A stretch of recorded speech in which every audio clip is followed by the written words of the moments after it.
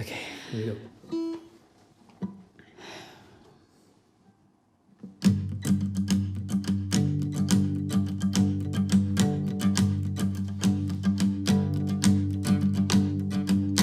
Ajarku berdiam dekat di hatimu di saat ku berpaling, temukan cintamu. Di sana kau menanti untuk bawaku lagi bersekutu dalam damai yang sejati. Oh, ku damba hadirmu. Oh, inilah rinduku.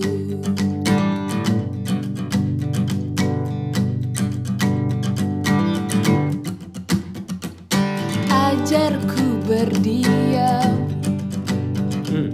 dekat di hatimu di saat ku berpaling, temukan cintamu. Di sana kau menanti untuk bawaku lagi bersekutu dalam damai yang sejati. Oh, ku damba hadirmu. Oh, inilah rinduku. Hidupku hanyalah untukmu.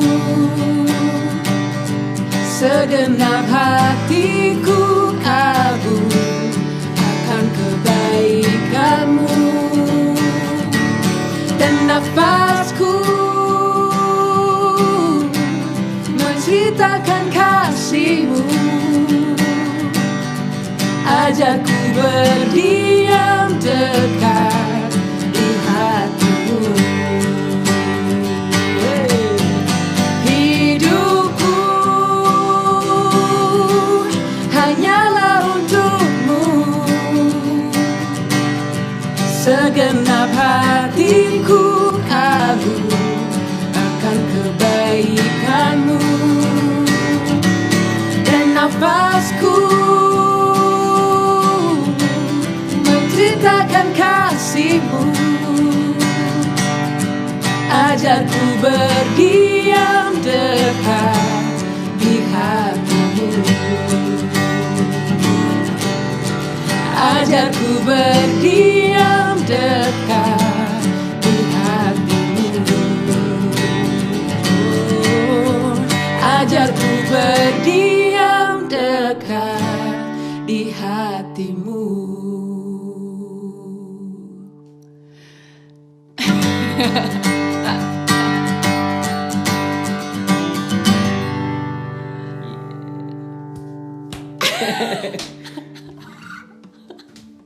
Haleluya, shalom teman-teman semuanya, apa kabarnya? Haleluya, saya percaya pasti kabar kita tetap dahsyat dan tetap luar biasa.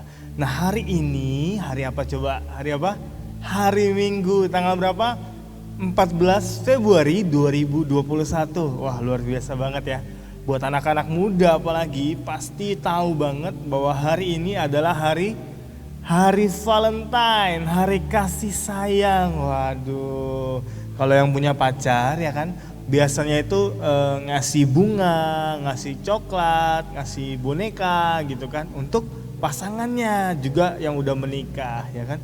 Jadi kalau hari Valentine, hari kasih sayang, kita biasa ngasih sesuatu yang berharga untuk orang yang kita sayang. Nah, gimana kalau orang yang jomblo, kalau teman-teman yang jomblo yang belum punya pacar, apakah bisa ngasih hadiah untuk orang lain atau bagaimana? Apakah mereka bisa merasakan kasih sayang? Nah, kita sebagai orang Kristen ternyata ada pribadi yang mengasihi kita, menyayangi kita tanpa ada batasan. Wah, luar biasa banget.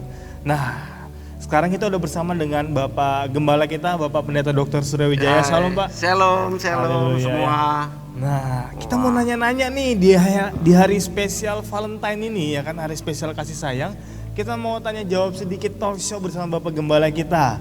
Nah, gimana caranya setiap kita bisa tetap merasakan kasih sayang, bisa tetap merasakan cinta buat yang jomblo, atau bahkan buat setiap kita yang percaya bahwa Yesus gak pernah berhenti mencintai kita. Nah, Pak Gembala. Ya, jadi. Ya kan? Apa sih esensi sebenarnya dari cinta itu Pak? Dari kasih sayang, dari cinta. Apa itu Pak? Ya, memang kalau di zaman saya muda dulu, kayaknya hari kasih sayang ini belum ada deh itu ya. Belum ada ya. Ya. Jadi baru memang berapa tahun ini ada hari kasih sayang yang kita adopsi memang dari negara barat ya. Tetapi saya pikir ini sesuatu yang baik. Bagaimana kita bisa melihat ini sebagai kita diingatkan bahwa sesungguhnya dasar daripada pengajaran Tuhan kita itu adalah kasih, dan betul, itu kita bisa terapkan di dalam kehidupan kita ya. Iya. Nah, jadi pertanyaan Gary apa tadi? Apa esensi dari cinta itu Pak? Ya, berarti kalau esensi dari love atau cinta, kalau kita lihat dari kamus KBBI ya, itu adalah rasa suka ya, rasa suka, rasa sayang, dan kadang-kadang kata-kata nggak bisa menjelaskannya secara utuh. Betul. Ya. Tapi hebatnya cinta itu bisa dirasakan. Dirasakan. Ya, dilukiskan dengan kata-kata nggak bisa, tapi bisa dirasakan oleh orang-orang yang dicintai dan mencintai. Orang yang mencintai juga bisa merasakan. Iya. Nah, hebatnya Tuhan kita ini, dia dasar daripada inti pengajarannya adalah kasih. Betul, yang terbesar kasih ya. Iya, betul. Iya, jadi kasih itu perbuatan baik, tetapi ini kalau kita sebagai orang Kristen ya, saya percaya adik-adik semua di mana berada pun kita adalah orang percaya ya, orang Kristen, maka kasih kita itu harus kita lakukan di dalam kehendak Bapa. Nah, ini paling penting Gary ya. Coba Gary bacakan 1 Korintus 13 ya. 1 Korintus 13 mulai ayat 1 sampai ayat yang ketiga atau yang keempat ya, 3 coba ya. Oke, 1 Korintus 13 ayat 1. Betul. Sekalipun aku dapat berkata-kata dengan semua bahasa manusia dan bahasa malaikat, tetapi jika aku tidak mempunyai kasih, aku sama dengan gong yang berkumandang dan canang yang gemerincing. Amin, benar. Sekalipun aku punya karunia untuk bernubuat, dan aku tahu segala rahasia dan memiliki seluruh pengetahuan, dan sekalipun aku memiliki iman yang sempurna untuk memindahkan gunung, tetapi jika aku tidak punya kasih, aku sama sekali tidak berguna. Ya. Dan sekalipun aku membagi-bagikan segala sesuatu yang ada padaku, bahkan menyerahkan tubuhku untuk dibakar, tetapi jika aku tidak punya kasih, sedikit pun tidak ada faedahnya bagiku. Kasih itu sabar, kasih itu murah hati, tidak cemburu, tidak memegahkan diri, dan tidak sombong. Demikian seterusnya. Nah, ya, kalau kita perhatikan dari ayat-ayat ini, jadi ya, bahwa kasih itu sebetulnya dia tidak mencari kepentingan diri sendiri. Betul. Ya, jadi ketika kita menjadi orang Kristen, kita diajar untuk memberikan kasih itu tanpa kita menuntut dikasihi lagi. Wow. Nah, ini ajaran yang luar biasa. Kita tidak mengambil keuntungan, atau kita tidak menunggu keuntungan. Sebab firman Tuhan katakan apa? Kalau kamu hanya mengasihi orang yang bisa mengasihi kamu, apa nilai lebihnya? Betul. Ya, nah ini ya. Jadi bukan sekedar kita berbuat baik, ya. Tetapi apakah ada dalam rencana Bapa? Itu tadi yang saya bilang. Kenapa bukan sekedar berbuat baik? Karena begini Gary, di luar sana orang berbuat baik ya, maaf bukan curiga ya, bukan curiga, tetapi memang seringkali ada udang di balik batu. Ya, ini yang tidak diajarkan oleh Tuhan kita. Kalau kita berbuat baik, ya berbuat baik. Tetapi dunia sana mengajarkan kalau engkau berbuat baik, engkau lihat dulu dapat apa. Nah, ya, jadi esensi daripada love atau kasih di dalam kekristenan itu jauh lebih murni ya, kalau menurut saya ya. Lebih murni, lebih tulus ya. Dan ini untuk orang-orang yang percaya dan tahu Alkitab, orang-orang Kristen yang paham ya. Inilah yang disebut memberkati orang lain. Jadi memberkati orang lain itu tidak tunggu dia membalas kita. Nah, begitu ya. Dan ini sangat indah.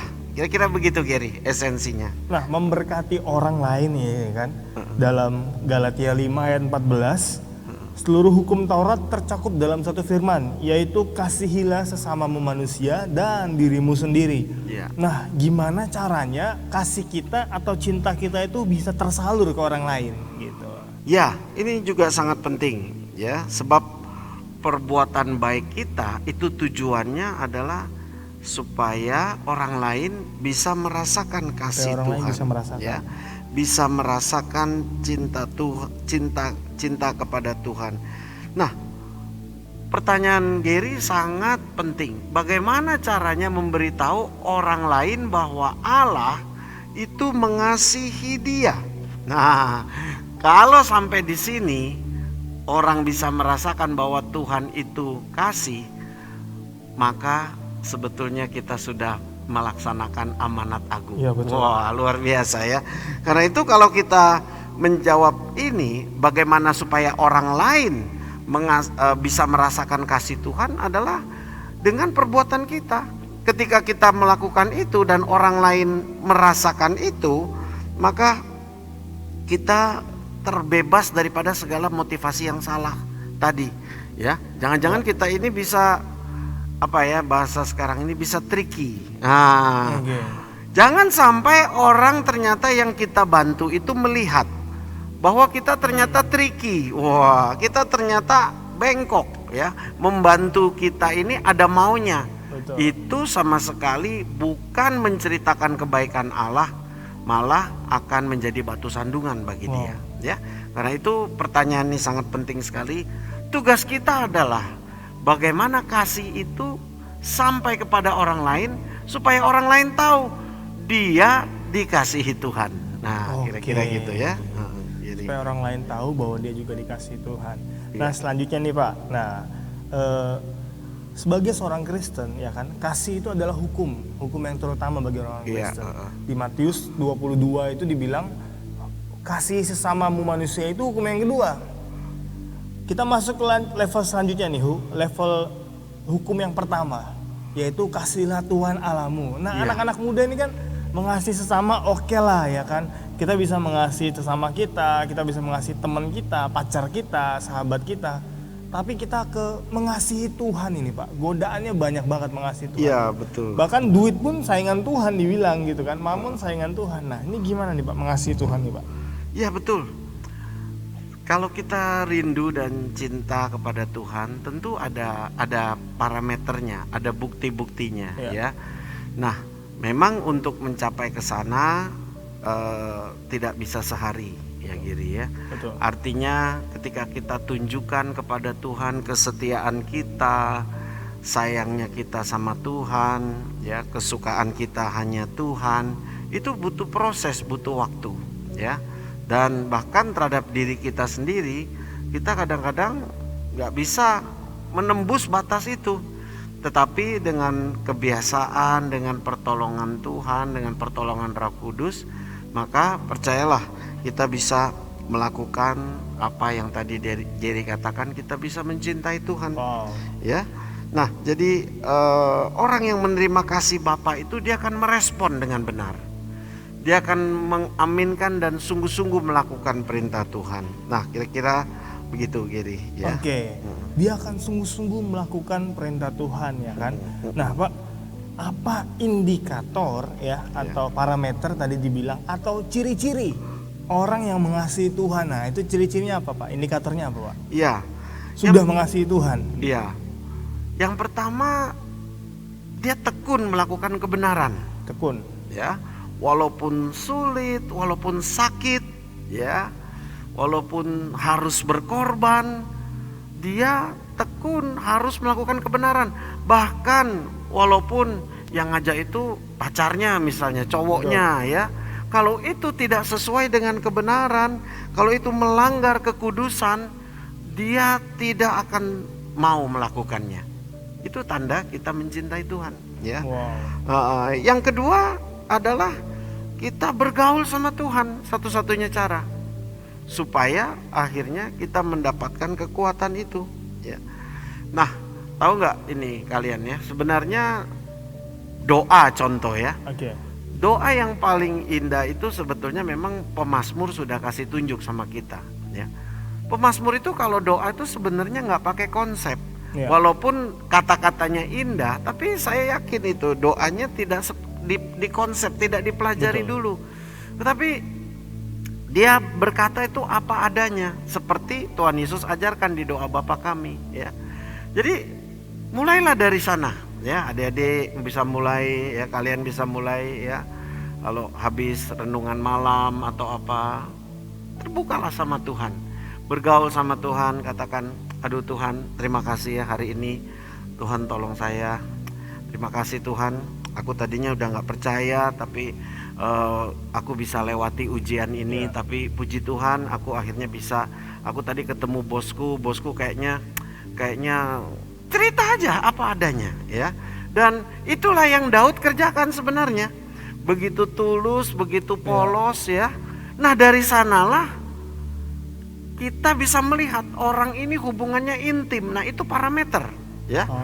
Sebab tapi kalau orang yang masih menyusun doanya dengan konsep-konsep, ya, kita melihat dia walaupun dia bergaya di mimbar, tetapi dia tidak punya hubungan intim dengan Tuhan. Tapi adik-adik coba yang di rumah, ya, Koko, Meme, boleh coba, ya, datang pada Tuhan dengan apa adanya. Katakan, aduh Tuhan, thank you ya untuk hari Imlek, hari Valentine. Thank you untuk papa mama. Kalaupun yang sudah nggak ada papa mama, thank you masih ada temen yang ngajak ngobrol, yang terima kasih sampai hari ini Tuhan. Percayalah, dengan engkau mengajak ngomong Tuhan, tanpa kau sadari Tuhan itu begitu dekat dan akrab. Betul banget. Ya, mungkin Gary juga bisa ceritakan ini, bagaimana secara pribadi, ya, berbicara kepada Tuhan, ya. Iya, kalau saya pribadi, saya punya waktu-waktu khusus dengan Tuhan pagi hari, ya kan. Nah, waktu yang paling nyaman buat saya ketika datang ke Tuhan itu adalah ketika saya sedang bawa kendaraan, ketika saya sedang bawa motor, ya, saya sedang bawa motor dari satu tempat ke tempat lain, itu kan ada waktu. Nah, waktu itu yang saya pakai untuk ngobrol sama Tuhan, saya curhat ke Tuhan, saya bahkan beberapa lagu-lagu bisa keluar, saya bisa sembah Tuhan jadi lagu-lagu baru gitu. Jadi saya senang ketika saya di atas motor, saya sambil memuji Tuhan, saya sambil ngobrol sama Tuhan. Jadi doa itu komunikasi, dan yang namanya komunikasi itu tentu dua arah, ya. Jadi nggak cuma kita yang ngomong, pasti Tuhan juga bakal ngomong ke kita. Ngomongnya lewat apa? Nah, ngomongnya bisa lewat firman Tuhan, bisa lewat kejadian sehari-hari, bisa lewat spiritual impression dan lain sebagainya. Bagus, ya. Nah, yang penting satu lagi saya pesan, ya, orang yang intim dengan Tuhan, yang mengasihi Tuhan itu dia jaga keseimbangan. Oke, dia perlu pengetahuan, ya. Mungkin kita belajar teologi atau kita ikut pendalaman Alkitab. Betul. Itu nggak ada salahnya. Tetapi ketika belajar doktrin itu jangan membuat kita kaku. Betul banget. Ya, di kamar pribadi kita betul-betul harus seperti ngomong sama mama sama papa kepada Tuhan. Ini yang penting, ya. Jadi kalau mungkin di sekolah Alkitab kita terima doktrinnya gini, ingat, yang menyentuh atau yang membuat hubungan kita online dengan Tuhan bukan doktrin. Betul. Tetapi pribadi kita. Nah, jadi ketika engkau mengasihi Tuhan, ungkapkan, Tuhan, aku sayang padamu. Aku rasanya senang di hadiratmu. Ungkapkan itu. Jadi yang saya mau pesankan, Oke, kita cari pengetahuan, baca buku, ikut sekolah Alkitab, mungkin kursus ini, mungkin ikut webinar ini, webinar itu, ya. Cari guru-guru yang lain, pendeta-pendeta yang hebat, nggak salah, ya. Tetapi ketika di kamar pribadi, ingat sekali lagi, hubungan bapak dan anak. Wah, jadi ngomongnya pun seperti sama mama, sama papa, gitu ya. Dan itu membuat kita menjadi intim dan Tuhan hidup di dalam hidup kita. Betul. Ya? Sayang banget kalau kita udah dengar khotbah ini, khotbah itu, belajar ini, webinar ini itu, tapi pengetahuan kita dapat, tapi ternyata hubungan kita sama Tuhan nggak ada seperti itu. Iya, betul. Jadi gini loh, kalian harus sampai pada satu titik yang kamu nggak bisa jelasin dengan kata-kata. Nah, itu ya. Kalau masih bisa dijelasin sama kata-kata, belum intim. Nah, gitu kira-kira ya.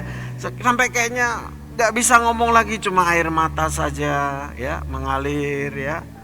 Betapa dalamnya hubunganmu dengan Tuhan. Nggak bisa lagi dilukiskan dengan lidah ini, dengan kata-kata ya. Tapi kalau doktrin masih bisa menjelaskan, itu harus satu langkah lagi, yaitu hubungan pribadi, alami Tuhan dengan nyata ya. Tadi saya mau nanya itu Pak, jadi kita mengasihi Allah ya kan, Allah mengasihi kita udah pasti. Nah kita mau mengasihi Allah itu mungkin orang lihat kita mengasihi Allah, tapi gimana dengan pribadi kita? Gimana cara menjadi indikator bahwa kita sudah mengasihi Allah? Mungkin itu jawabannya tadi, bahwa sampai nggak bisa dijelaskan lagi dengan kata-kata. Karena begini, karena gini Geri, kita ini berhadapan dengan perasaan Tuhan. Betul. Nah ini ya, jadi bisa nggak tebak isi hati orang sih? Ya kalau kita lagi naksir sama satu cewek, misalnya kita tembak, kita bisa tahu isi hatinya gitu ya. Tetapi di kedalamannya apa yang dia pikirkan ya, itu mungkin kita bisa tahu kalau lagi suka sama suka. I love you, you love me gitu ya. Tapi kalau isi hati Tuhan bagaimana? Bagaimana kita pelajarinya? Betul. Kecuali kita masuk ke dalamnya. Kecuali kita menyentuh dan kita ada di hadiratnya. Karena itu firman Tuhan katakan, kejar Tuhan. Kejar Tuhan seolah-olah hari ini hari terakhir engkau hidup, walaupun kau masih muda. Kejar dia. Apa yang dikejar? Perasaannya, kehendaknya, pikirannya, menyelami pikirannya. Kira-kira gitu ya. Luar biasa banget, karena cuma dengan mengerti perasaan Tuhan, mengerti kehendak Tuhan, hanya dengan itulah kita bisa punya hubungan baik dengan Tuhan, hubungan intim dengan Tuhan, yang menjadi bekal kita di langit baru, bumi baru. Iya, betul. Jadi bangunlah dengan kebiasaan, ya. Bangun dengan kebiasaan, mungkin 5 menit, 10 menit, ya. Usahakan, ya. Doa sama Tuhan setengah jam, 1 jam itu kan sebenarnya bisa kalian bagi, nggak harus 1 jam langsung, ya kan?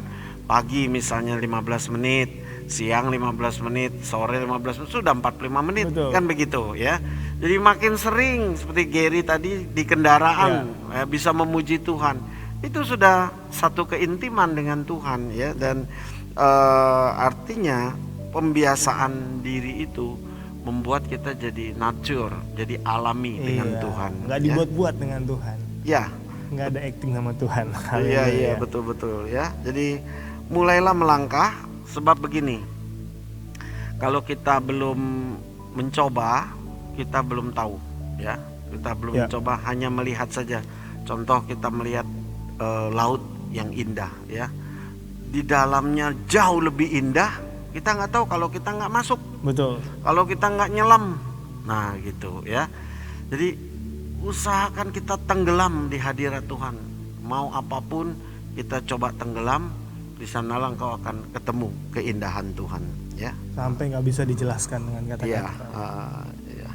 Jadi rasanya ini insight baru ya, wawasan baru. Bagaimana love itu, Valentine Days itu satu yang sesungguhnya setiap hari itu hari kasih sayang, bukan 14 Februari aja ya.